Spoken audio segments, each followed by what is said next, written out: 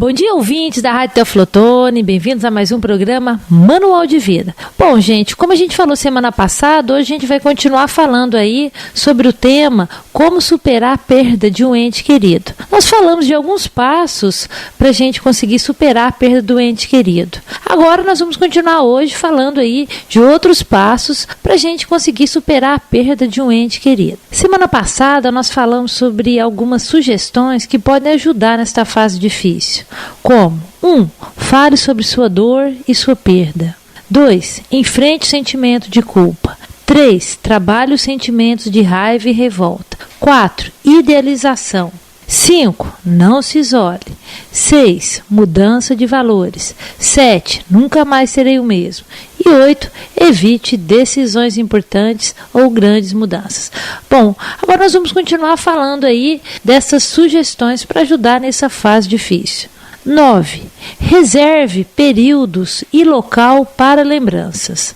Não fique o tempo todo pensando e vendo objetos da pessoa que se foi. Coloque alguns pertences dela numa caixa ou armário, não os deixe espalhados à vista. Tente reservar algum período específico do dia, no início, viu gente? Da semana ou do mês, para pensar na pessoa e no seu luto, quando também poderá rever os objetos. Evite fazer isto o resto do tempo, pois nada de bom e útil se consegue com a tristeza contínua. Para algumas pessoas, isto não é fácil de conseguir, mas é necessário a sobrevivência e recuperação.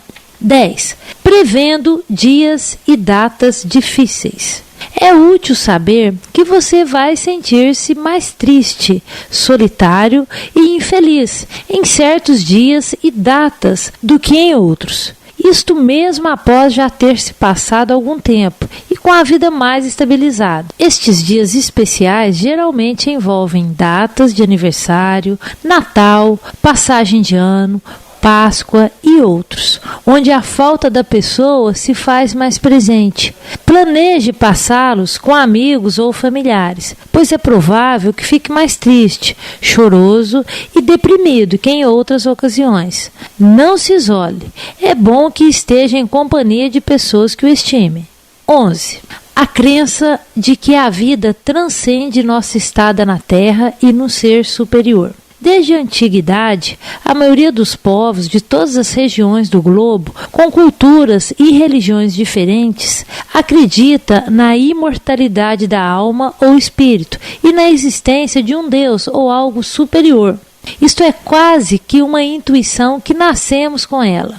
Um ser com amor incondicional e sabedoria, perfeito e justo. Não castiga as pessoas, mas sempre quer o seu bem, sua evolução, mesmo que muitos de nós ainda não tenhamos a capacidade para entender o porquê de muitos acontecimentos. Hoje, mais do que nunca, temos tido provas da imortalidade do espírito e de que tudo na vida tem um propósito positivo, que nada acontece por acaso. Mesmo que não seja religioso, esta crença traz consolo. Pensar que a pessoa não acabou, mas apenas deixou seu corpo e transferiu-se para um tipo de vida diferente em outro plano, faz com que as pessoas sintam-se melhor diante da perda. E significará que a separação é temporária, não definitiva.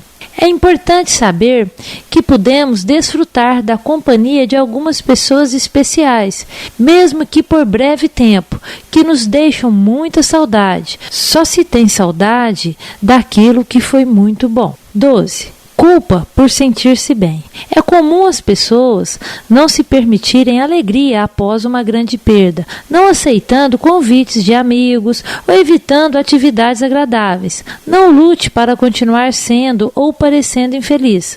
Perceba que sentir-se contente, ter novos objetivos, não é deslealdade nem significa que não ama ou está esquecendo o ente querido. Conseguir prazer em algo significa que está trazendo um pouco de alívio ao seu sofrimento, retomando ou recomeçando a construir sua vida. Além disso, se a pessoa que se foi o estima, com certeza gostaria de vê-lo bem e não sofrendo. Preferiria vê-lo contente e isto lhe daria mais tranquilidade. Procure investir em seu bem-estar, engajando-se em atividades produtivas e que lhe são agradáveis, e poderá tornar sua vida melhor ainda do que antes, se aprendeu algo com o acontecido, se cresceu com sofrimento e compreensão do que é realmente mais importante na vida. 13. Reajuste-se à vida e ao trabalho. Tirar alguns dias ou semanas para reequilibrar-se e depois uma folga ocasional quando necessário é perfeitamente normal. Mas as atividades devem ser retomadas assim que for possível, pois são importantes no processo de recuperação. Seja paciente consigo mesmo, porque nos primeiros meses sua capacidade física e mental podem não ser as mesmas. Deve diminuir sua carga horária ou o número de atividades, se sentir que é excessiva, mas a inatividade prolongada faz as pessoas repetirem ou prolongarem a fase depressiva sem nenhum benefício. Com o tempo, poderá também perceber que é importante utilizar um pouco de sua energia em uma atividade que possa ajudar outras pessoas e ou instituições, saindo um pouco de seu pequeno mundo e percebendo a importância e bem-estar que traz ajudar ao próximo, de conseguir tornar outros um pouco mais felizes e menos carentes, física e psicologicamente. 14. Liberte-se de expectativas irreais. Acreditar que a vida deveria ser diferente, não envolvendo escolhas dolorosas, sofrimentos e perdas, são irreais e só traz revolta, o que só prejudica, tornando nossas expectativas quanto a nós mesmos, aos outros e à vida mais realistas, fica mais difícil nos frustrarmos e mais fácil nos adaptarmos. Ninguém passa por situações que não mereça, por puro acaso, nem enfrenta uma carga maior do que a que tem a capacidade para carregar. Saber que não vivemos num mundo desorganizado e que existem leis universais, nada acontece por acaso. Tudo tem uma razão de ser justa e produtiva, nos leva a encarar os acontecimentos com relação a nós e aos outros envolvidos, mesmo os mais difíceis, como oportunidades de aprendizagem e crescimento espiritual. 15. Integrando a perda. As pessoas não têm que ser vítimas, qualquer que seja a perda, por pior que tenha sido. Situações de muito sofrimento podem ser transformadas em aprendizado.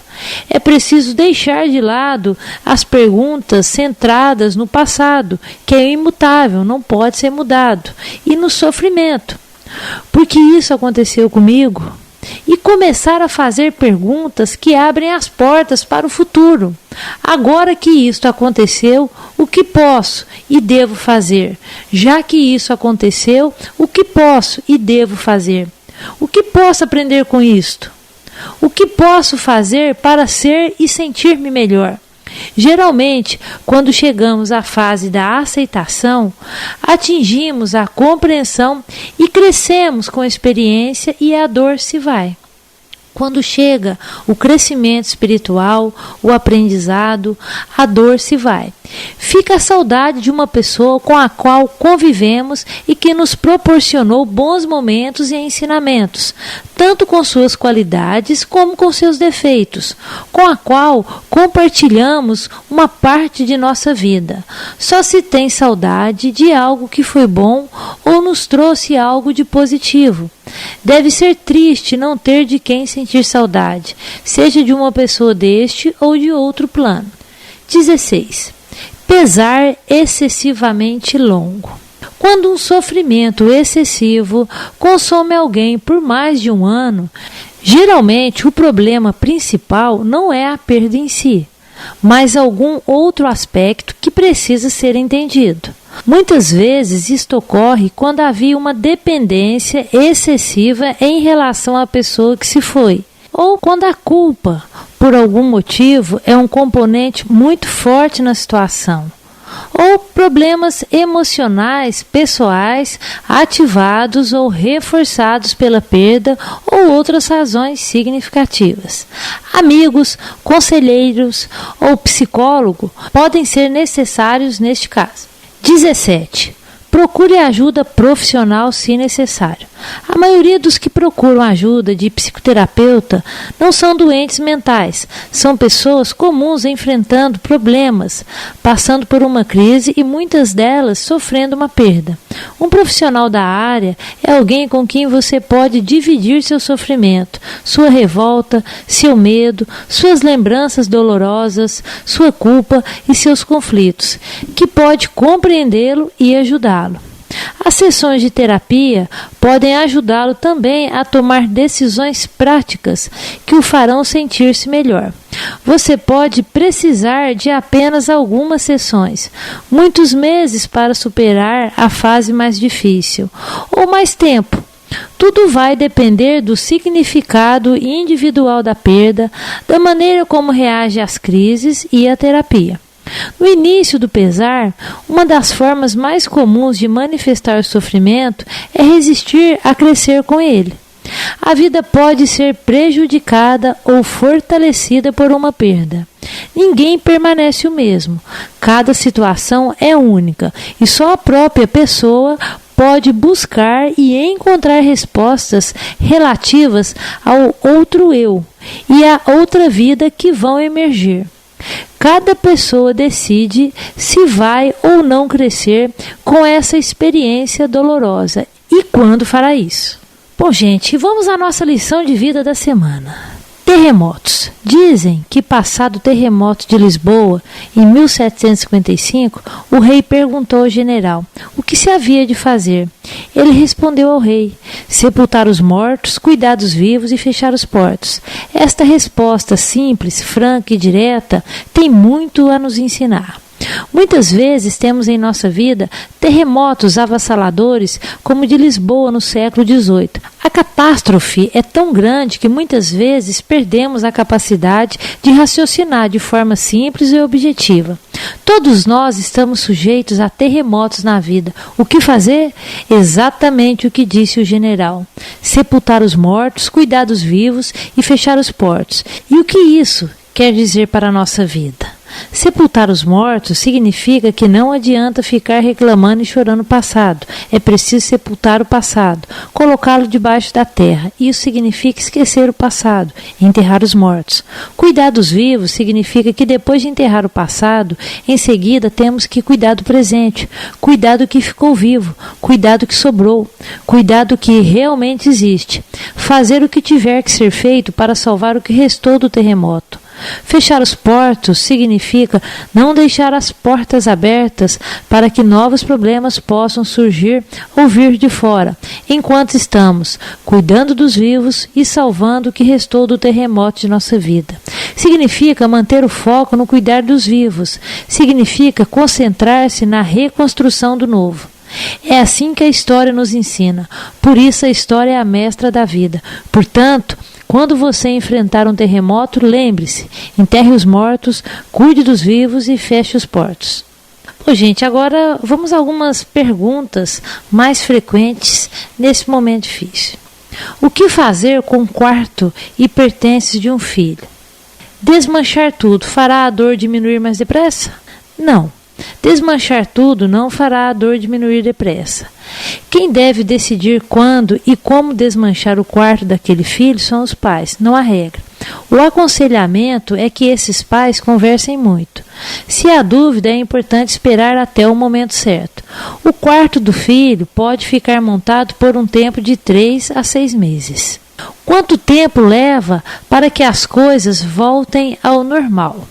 As coisas nunca voltarão ao normal, se você acha que isso significa ter tudo igual ao que era antes. A pessoa não voltará mais e é preciso se acostumar com essa ausência nos ambientes que vocês costumavam dividir. Se o normal para você é a rotina, isso depende muito de cada um que está de luto. Mas geralmente em 6 meses já se começa a encontrar mais normalidade. Como apoiar quem está sofrendo? A revolta também é um sentimento normal de quem está de luto. Nada consola. O que se deve fazer é oferecer acolhimento e apoio. Quem quer ajudar deve manter os braços abertos para que a pessoa manifeste qualquer tipo de sofrimento, sem conselhos, críticas ou cobranças. Bom, gente, chegamos aí ao final do nosso programa. Quero lembrar que as orientações que a gente passou no programa de hoje são da psicóloga Maria José Neri. Lembrando que os nossos programas estão disponíveis pelo site www.projetovaloreshumanos.com.br. Teoflotone, capital mundial das pedras preciosas e dos valores humanos. Lapidando pedras é agora lapidando gente. Bom dia a todos, tchau, até semana que vem.